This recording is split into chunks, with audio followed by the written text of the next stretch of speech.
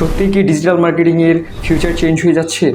Hello everyone, কি অবস্থা সবার? আজকে আমি আপনাদের সাথে কথা বলবো the future of digital marketing নিয়ে। আমরা যারা ডিজিটাল মার্কেটিং সেক্টরে কাজ করছি অথবা কাজ করার পরিকল্পনা করছি, বেসিক্যালি এই ভিডিওটি তাদের জন্যে।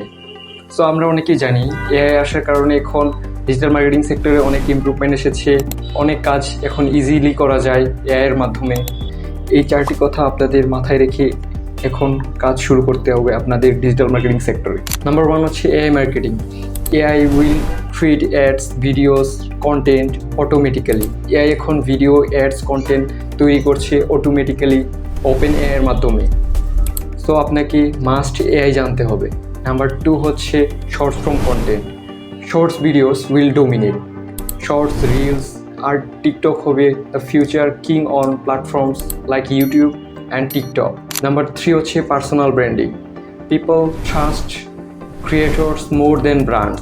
Number 4 automation and data. Email, ads, automation automated হয়ে যাবে। সো আপনারা যদি এই 26 সালে এসে আপনারা যদি ডিজিটাল মার্কেটিং সেক্টরে কাজ করার পরিকল্পনা করেন অথবা কাজ শুরু করেছেন, তাহলে আপনাকে এই 4টি বিষয়ে মাথায় রেখে কাজ করতে হবে।